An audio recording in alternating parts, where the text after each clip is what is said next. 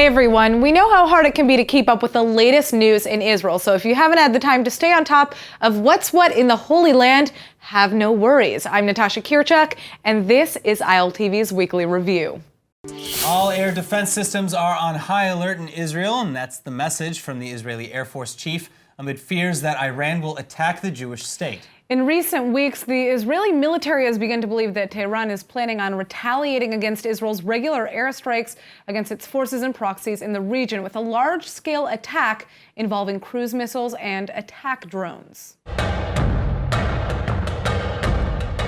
Just days ago, Israeli Prime Minister Netanyahu announced that Iran intends to attack Israel from Yemen.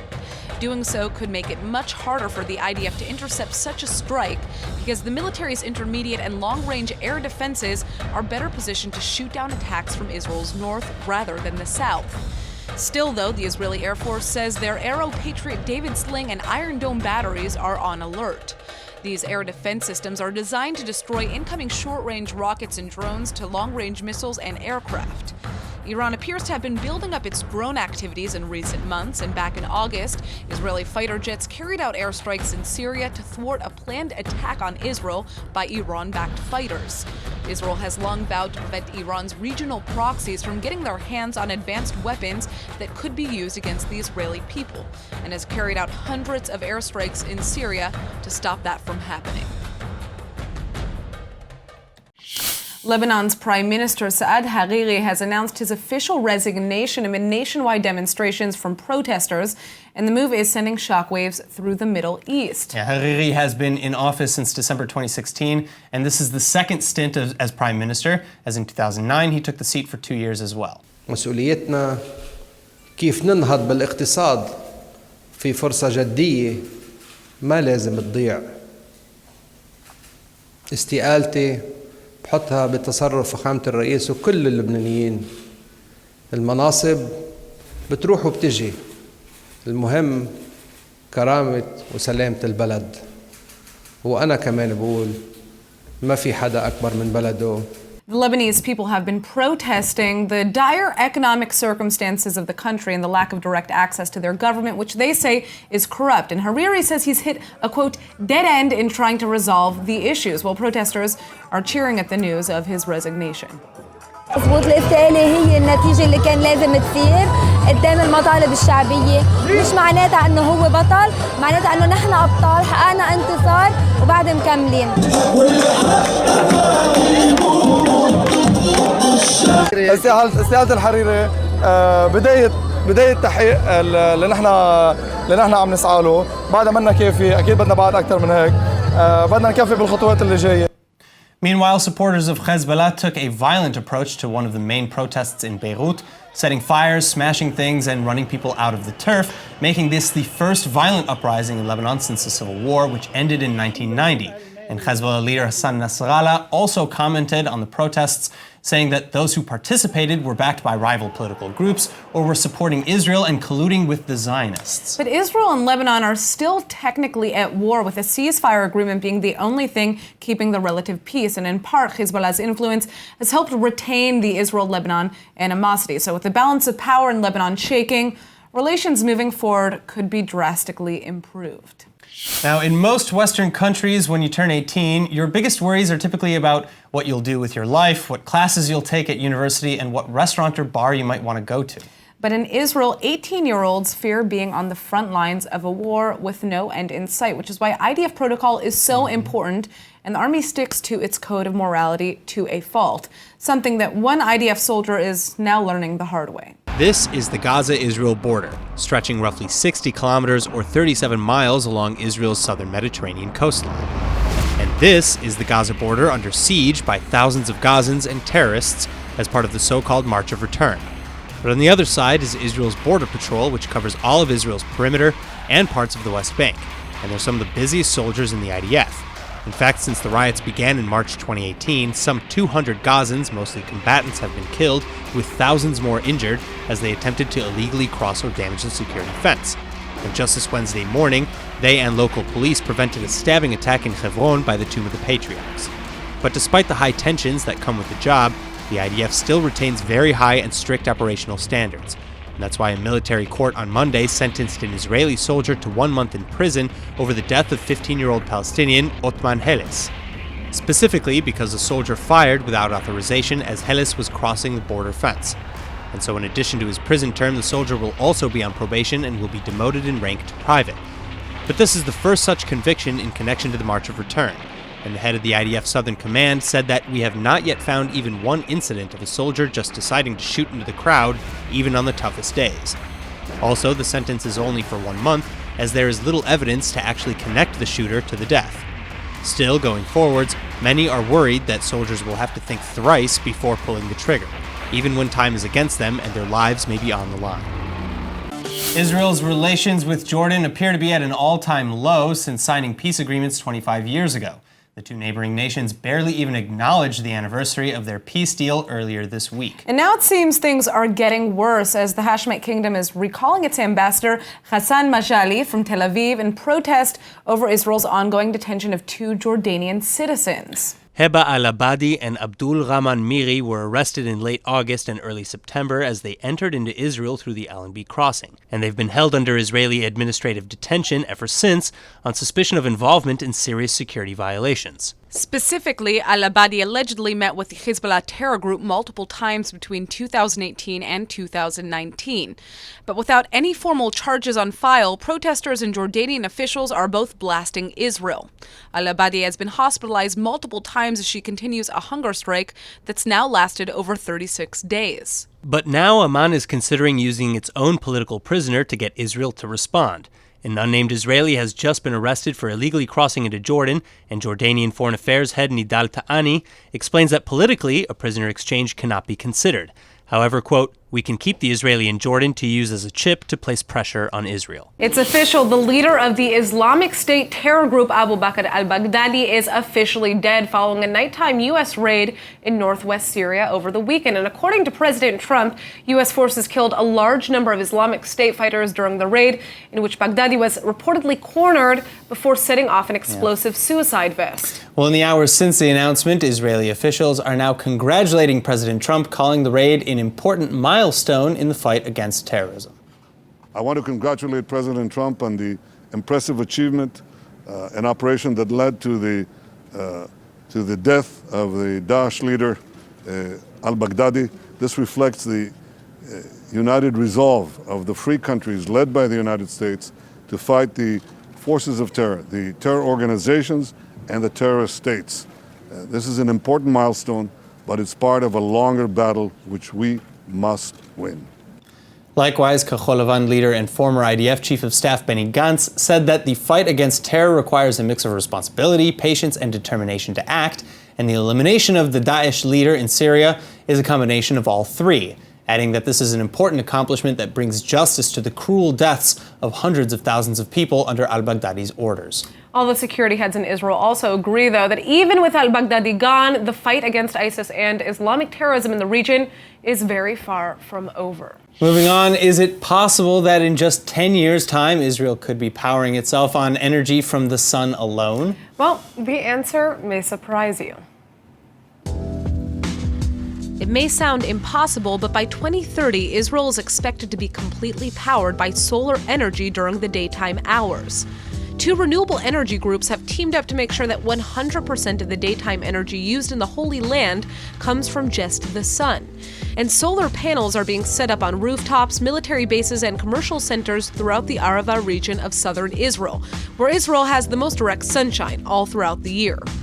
But what about the spots around the country that get less solar power? Well, the energy will be run up to the north using individual grids that connect to a uniform post.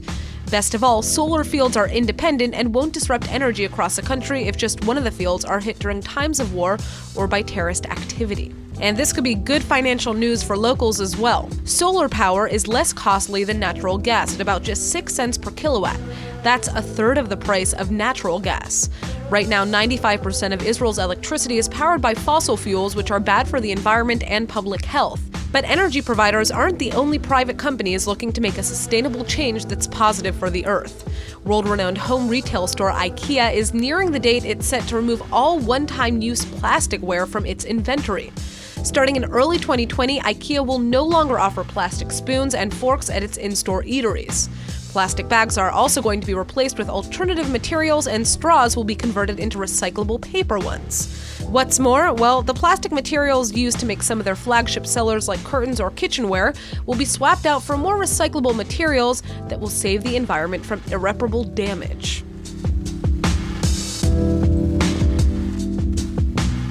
All right, now the Summer Olympics in Tokyo are just around the corner, but some Israeli athletes are also making headlines in non-Olympic sports. That's right. Israeli kickboxer Yulia Sachkov is now an official world champion because she's just taken home the gold from the latest competition in Sarajevo, Bosnia. 21-year-old Sachkov placed first in the K1 style under 52 kilo class competition, telling the Khan Public Radio that this is a dream come true and that everything worked perfectly. Well, it's a big deal. I mean, 3 other Israelis also placed at the World Association of Kickboxing, That's right, they which all is got silver, yeah. surprising because I didn't know that we were that good at kickboxing. I mean, it kind of makes sense. We've got judo, and we invented Krav Maga, so we might as well be good at some other sort of martial arts. And what's interesting is that all of these Israeli athletes are actually teenagers. Shil Cohen, yes, except for Yulia. She's the only one. She's 21. But I'm talking about the other 3. Now, Shil Cohen, she's 19. She's from Tiberia. She won a silver in the under 52 kilogram class. Daniela Pashayev, she's 18, also from Tiberias. I guess kickboxing is a big deal over there. It's, maybe. And Ol Moshe is 19. She's from Nahariya. He is from Nahariya.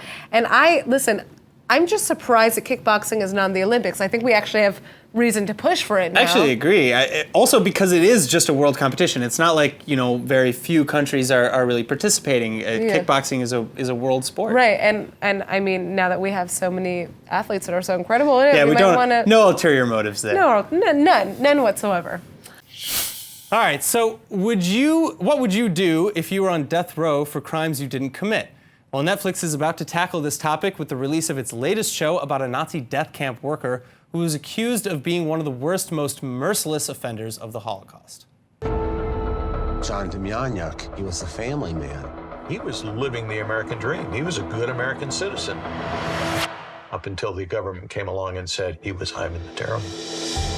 Charges were filed today against John Demjanjuk. The 66-year-old Ukrainian native is accused of being a Nazi death camp guard named Ivan the Terrible. The crimes that he was accused of were horrid. The Israeli government is seeking his extradition as a war criminal. Ivan the Terrible is one of the most notorious Nazi guards to ever have lived. Known for having tortured Jews on their walk to the gas chambers at the Treblinka death camp, the public was overjoyed when they thought authorities had caught the man responsible some 40 years later. But the problem is that John Demjanjuk, the Ukrainian expat living in the U.S., who was accused of these crimes, insisted he was innocent.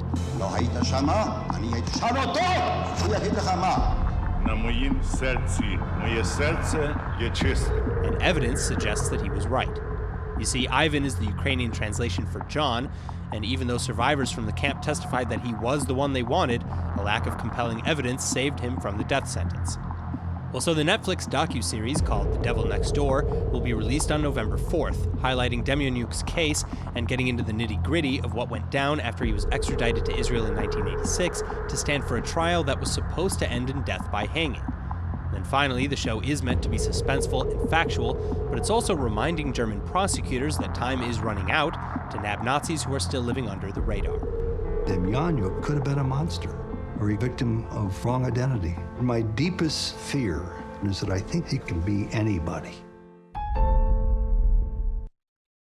Just such a crazy story, but I don't know. There are a lot of moral questions there, we could say. There's a lot of ambiguity. I mean, there's certainly an argument on both sides. It's who's to say what this deceased man really wanted for himself, whether or not he really was in the right frame of mind when he signed whatever he signed. Well, it looks like the family got what they wanted at the end of the day, so we'll move on. All right, now something that Israelis really take pride in is the coffee that they drink, and it may or not be the best in the world here in Israel, but we do have standards for what we want, and that's why the American chain Starbucks actually has had so much trouble opening up here. But rumor now has it that the coffee company is again in talks to try its hand in the Holy Land, and ILTV's Nittany Benson is very excited about this story. I am very excited. You don't understand. My life without Starbucks has been very difficult. Oh, Israelis are going to fight you on that. You need your caffeine they fix. They will. But yeah, so they were here back in between 2001 and 2003, and it just didn't stick. Israelis didn't like it. There's a lot of different reasons as to why. Some people say because the to-go cups. Flavor? It was not the burnt flavor, Aaron. It was the to-go cups. The Israelis really like to go to a cafe, sit down, have a cup of coffee, and the fact that it was automatically given in a to-go cup kind of infuriated some people. That's interesting that would be the problem. Especially in Israel, where everyone is rushing all the time. To-go cups but that was a big major issue, and also the prices. Starbucks coffees are very pricey, and one of the things that you're paying for when you go to Starbucks is the Starbucks experience. Right. Well, Israelis are like, well, I don't want to pay extra money because you write because my name it's on the brand, cup. right. What has changed now, though? Why does Starbucks suddenly think they have an opening here? The rising number of tourists in Israel is a really big factor because a lot of people are here that would want Starbucks that they're used to back home. There's also a rising number of North Americans who live here who also are used to Starbucks. They're jonesing. They are jonesing for their coffee like It's me. just so funny because every time I'm in the United States with an Israeli, they complain about the coffee to no end. They're like, this Starbucks crap. Exactly. So it would be interesting to see how that plays out here. No, I'm not saying that. I like a good Starbucks coffee. But we understand this isn't the only other business that's opening. It isn't. There's talks now that also Shake Shack, which is another burger joint, burgers and hot dogs. So they're also in talks to maybe open up some Israeli branches, which could be fun. A lot of other places have. What's the situation with kashrut though? Because I understand, like, you know, they may or may not be kosher once they get here. Right now, they're not. There's no final answer on a word on what that will be, but. Right now, they're not kosher. Well, there are a lot of businesses here that are not kosher. They don't serve kosher. No, there's nothing wrong with not being kosher. I mean, but, you know, like it, McDonald's, for example, made that changeover, which I think has been part of why they're still around here. Well, there are branches that are kosher and those that aren't. So maybe. Well, it will be interesting to see if they're actually able to survive here because there are obviously chains here, hamburger chains here that people We'll find out. We'll find out. Wow. All right, Nittany, bringing all the American brands to Israel. We're crossing our fingers for you. Thank you, Nittany. My pleasure. Hundreds of Netanyahu supporters are protesting near the home of Israeli Attorney General Avichai Mandelblit, calling on him to drop criminal charges against the Prime Minister. The